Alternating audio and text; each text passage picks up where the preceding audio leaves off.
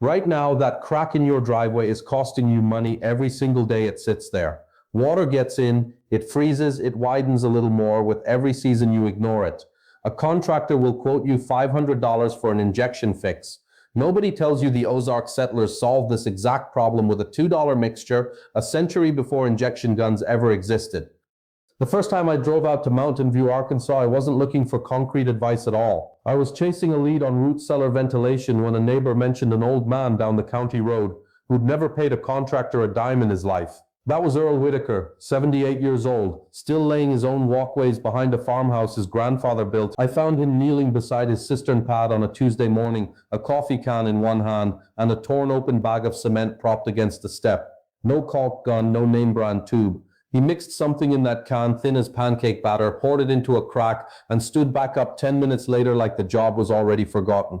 I asked him how long that patch would hold. He looked at me the way you'd look at someone who asked what color the sky was. Long as the driveway, he said, wiping down his trowel. I did the math comparing that job to what homeowners actually pay for professional crack injection, which according to Mattingly Concrete runs $300 to $800 per crack. Something about that gap didn't sit right with me. I didn't understand what I was watching until I started digging through the archives that winter, and when I found what I found, you'll understand why what I'm about to show you matters. If this is knowledge you wish someone handed you sooner, subscribe so you don't miss the next one. Walk into any big box hardware store and the concrete aisle is stacked wall to wall with polyurethane and acrylic crack fillers running $12 to $20 a tube. Here's what the label conveniently leaves out. Most of that product never actually bonds to the concrete underneath it at all. It sits on top, the same way a bead of caulk sits on top of a bathtub seam instead of becoming a genuine part of the tub itself. When the temperature swings 40 degrees between a July afternoon and a January night, that thin surface layer expands and contracts at a completely different rate than the slab beneath it, and eventually it pops loose, curling up at the edges like old paint on a fence. Homeowners across the country end up patching the same crack 2, sometimes 3 times a year, standing in the exact same aisle, buying the exact same tube, wondering why nothing they try ever seems to actually stick. And the manufacturers count on exactly that repeat trip down the same aisle every spring without fail. It isn't a flaw in the product, it's the entire business model working exactly as designed. But Earl's cistern pad, patched the old way, hadn't been touched since sometime back in the 90s. And that's the whole reason his walkways are still holding, 100 years after his grandfather first poured them by hand. The mixture Earl used was nothing exotic, nothing you'd need a specialty supplier for. Plain Portland cement, water, and a small amount of ordinary white PVA glue, mixed until it moved like heavy cream off a spoon. That's the entire recipe. Where a store-bought filler sits on the surface like a bandage, this mixture is thin enough to seep down into the pore structure of the old concrete through capillary action, the same process that lets a dry sponge pull water upward against gravity. Once it cures, it isn't sitting inside the crack anymore, waiting to be pushed back out by the next hard freeze. Sacrete describes this exact old-school approach. Mix a couple of scoops of Portland cement with water to a milkshake consistency, paint it onto the wetted surface, then apply your patch on top while it's still tacky. When I asked Earl why it worked, he said exactly this. You're not covering the wound, you're stitching it closed. It doesn't wear thin under a parked car's tire. It doesn't need reapplying every spring the way the tube stuff always does. And it doesn't ask for any special skill beyond patience, a wire brush, and a willingness to do the prep work nobody wants to do. The reason nobody hands you this recipe at the checkout counter comes down to simple math. A tube of name brand crack filler sells for real money, and whether it's intentional or not, it's engineered in a way that needs replacing every single season.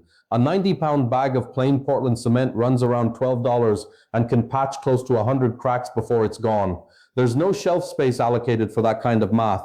No brand loyalty built around a bag of powder anyone can buy for pocket change. No repeat customer walking back through those doors every spring for another $20 tube. Think about what that actually means for the aisle you're standing in. Every product on that shelf, the fillers, the sealants, the specialty caulks, and their bright packaging, exists because it sells again and again to the same household. A $2 bag of cement doesn't advertise. It doesn't need a spokesperson or a satisfaction guarantee printed on the label, because it simply works and then it's finished and nobody ever needs to buy it twice for the same crack. There's no quarterly earnings call built around a bag of powder that only costs you $2 and then leaves you alone for good. It is not a conspiracy, it is worse than that. A conspiracy you can fight once you know it exists and who's behind it. A system you cannot see is harder to fight because it just feels like the way things simply are. Like patching your driveway every year is the ordinary cost of owning a driveway instead of a habit someone quietly built for you to fall into and never question. This is exactly how Earl does it. and how you can do the same thing this afternoon, start to finish. Begin by cleaning the crack with a wire brush, knocking loose any crumbling or flaking edges running along both sides of the opening. Vacuum the dust out completely, all the way down into the crack itself, because leftover dust sitting in there is the single biggest reason these patches fail to bond properly. Next, mist the crack with a spray bottle of plain water until it's damp but not pooling on the surface. Dry old concrete is thirsty, and it will pull the moisture straight out of your fresh patch before it ever gets the chance to cure the way it should. Mix 1 part Portland cement with just enough water and a small splash of white glue until the mixture flows like pancake batter, not soup and not paste. Pour it directly into the damp crack and let it self-level into every gap and hairline branch off the main crack. Total cost well under $2 for most household-sized cracks. Total time under 30 minutes from wire brush to finished pour. In week 1, the patch looks slightly pale next to the older weathered concrete surrounding it. By week 3, it darkens and begins blending naturally into the surface around it. By week 4, most people can't even find the crack anymore, unless they already know exactly where to look for it. Earl told me he checks his old patches maybe once a year, mostly out of habit rather than worry, and in decades of doing this, he's never once had to redo the same crack twice. This is the part I promised you back at the start of this video. In a county extension archive tucked into the Arkansas Ozarks, filed away among a stack of pre-1945 farm bulletins on masonry and homestead repair, there's a short mimeographed pamphlet on cistern and foundation maintenance written plainly for rural households who could never once afford to call in a mason. It describes almost word for word the exact same slurry method Earl showed me on his porch that Tuesday morning. Cement, water, a binding agent worked into the crack while the surrounding stone is still damp from misting it down first. No brand name printed anywhere on the page. No patent number stamped in the corner. Just a farm family's plain practical understanding that concrete like a wound heals from the inside out if you give it something to actually grab onto instead of something that merely covers it over. The pamphlet even warned against exactly the mistake most people make today, patching a crack while it's still full of loose dust and grit, calling it the surest way to lose your work by morning. Whoever wrote those words never had a marketing budget, never needed one, because the instructions worked and got passed hand to hand instead of shelf to shelf. Holding that brittle pamphlet in the archive that quiet afternoon, I understood that Earl hadn't invented anything new at all. He'd simply never let it be taken away from him the way it had quietly been taken from the rest of us, one convenient tube at a time. Some of you are already thinking this can't possibly hold up to real weather, real freeze-thaw cycles, real weight from a parked car sitting on it every night. That's a fair question, and I'm not going to wave it off. But a properly bonded slurry patch actually handles freeze-thaw cycles better than a surface filler does, precisely because it's fused into the slab instead of riding on top of it, expanding and contracting on its own separate schedule until it eventually breaks itself free. Others are thinking, my situation is different, my crack is wider, or it's sitting on a slope, or it's been growing for years already. That's fine too, and it doesn't change the approach much. Wider cracks simply need 2 thin layers instead of 1, poured a full day apart, letting the first layer set completely before the second one goes in on top. And if your contractor tells you flatly that this won't hold, ask him one honest question. Has he ever actually tried the slurry method himself, or has he only ever sold you the tube he keeps stocked in his truck every spring? Most of the time, the honest answer is that he's never had a reason to try it, because the tube pays his bills and the $2 bag doesn't. If you're still not fully convinced, don't take my word for it at all.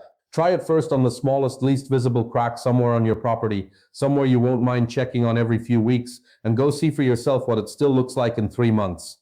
You didn't lose this knowledge. It was taken from you, one hardware store end cap at a time, one sales pitch at a time, one generation that quietly stopped talking to the next about how their own grandparents used to handle things themselves. There's a group of people out there, a lot of them our age, who are simply done paying every single spring for a problem that a $2 bag of cement quietly solved 100 years before any of us were even born. We're not doing this because we're nostalgic for hard work. We're doing it because somewhere along the way we started paying full price every single year for things our own families used to fix once and never think about again. Earl never set out to teach anybody anything. He just kept doing what his grandfather showed him quietly on a Tuesday morning while the rest of the world moved on to something that needed replacing. He didn't even think it was worth mentioning until I asked. That's usually how it goes with the things that actually work. The people who know them stopped bragging about them a long time ago because nobody around them ever had to ask twice. If this channel is where you come to get that knowledge back, subscribing costs nothing and keeps it coming. So here's my question for you. What's the one thing on your property you've been quietly living around instead of actually fixing, the way people used to just handle it themselves? Drop it in the comments because there's a good chance the old timers already solved it too, and I'm going to go find out how.